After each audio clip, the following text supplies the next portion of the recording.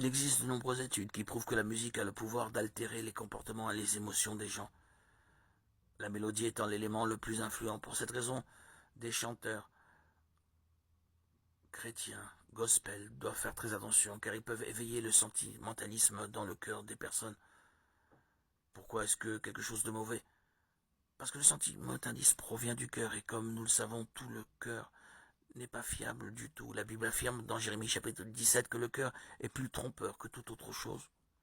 Lorsque le musicien se laisse emporter uniquement par le côté émotionnel, les gens commencent à rechercher une expérience émotionnelle plutôt que de désirer adorer Dieu. Nombreux sont ceux qui sont frustrés en pensant qu'ils sont spirituellement froids parce qu'ils ne ressentent rien. Souvent, les gens dans l'église peuvent ne pas comprendre le sens des paroles de la chanson, mais ils sont touchés par la voix du chanteur, par les solos de guitare, par la mélodie créée par les instruments. Il est donc important de se rappeler qu'une chanson à succès ne vous rapprochera pas nécessairement de Dieu. Parfois, elle ne touchera que vos émotions. Faire partie du ministère de l'ange, c'est bien plus que d'avoir une belle voix ou de savoir bien jouer d'un instrument. C'est servir le corps du Christ et conduire les gens à l'adoration de Dieu. C'est une responsabilité significative. Car Jésus a dit que à qui beaucoup est donné, beaucoup sera demandé. Si vous trouvez dans une église où ce genre de musique peuvent vous détourner de Dieu, quittez cette église.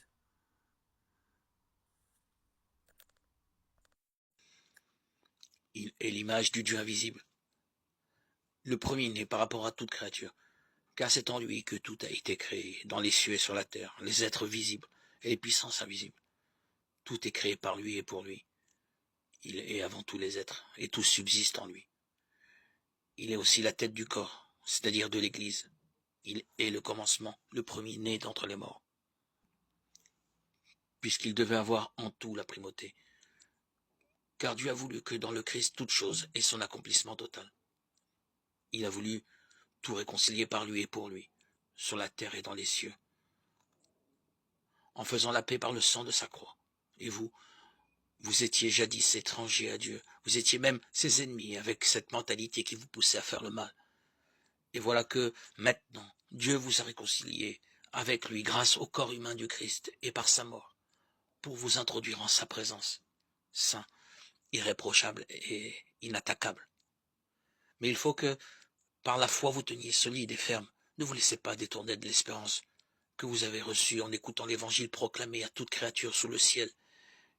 Évangile dont moi, Paul, je suis devenu ministre. Lettre aux Colossiens 1, 15-23. Et voici l'essentiel de ce que nous voulons dire. C'est bien ce grand prêtre-là que nous avons, lui, qui s'est assis à la droite de Dieu et qui règne avec lui dans les cieux, après avoir accompli le service du véritable sanctuaire et de la véritable tente, dressée par le Seigneur et non par un homme.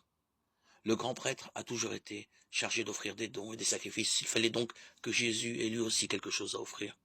S'il était sur la terre, il ne serait même pas prêtre, puisqu'il y a déjà des prêtres pour offrir les dons conformément à la loi. Mais ils rendent leur culte dans un sanctuaire qui n'est qu'une pâle évocation de celui du ciel. En effet, au moment où il allait construire la tente, Moïse fut averti par Dieu, qui lui dit « Prends soin de tout faire suivant le modèle que je t'ai montré sur la montagne. » Quant à Jésus, le service qu'il doit assurer est d'autant plus élevé que l'alliance dont il est médiateur est plus parfaite et repose sur des promesses plus parfaites. En effet, si la première alliance avait été irréprochable, il n'y aurait pas eu lieu de la remplacer par une deuxième. Or, c'est bien un reproche que Dieu fait à son peuple quand il dit « Voici venir des jours, déclare le Seigneur, où j'établirai avec la maison d'Israël et avec la maison de Juda une alliance nouvelle. Ce ne sera pas comme l'alliance que j'ai faite avec leur père, le jour où je les ai pris par la main pour les faire sortir d'Égypte. Ils ne sont pas restés dans mon alliance, alors moi, je ne me suis plus occupé d'eux, déclare le Seigneur. Mais voici quelle sera l'alliance que je conclurai avec la maison d'Israël quand ces jours-là seront passés, déclare le Seigneur.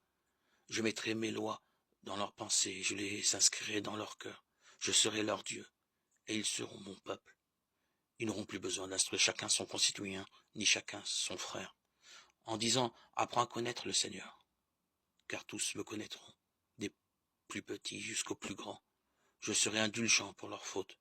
je ne me rappellerai plus leurs péchés. En parlant d'alliance nouvelle, Dieu a fait de la première une alliance ancienne. Or, ce qui devient ancien et qui vieillit est près de disparaître. Lettre aux Hébreux 8, 1, 13.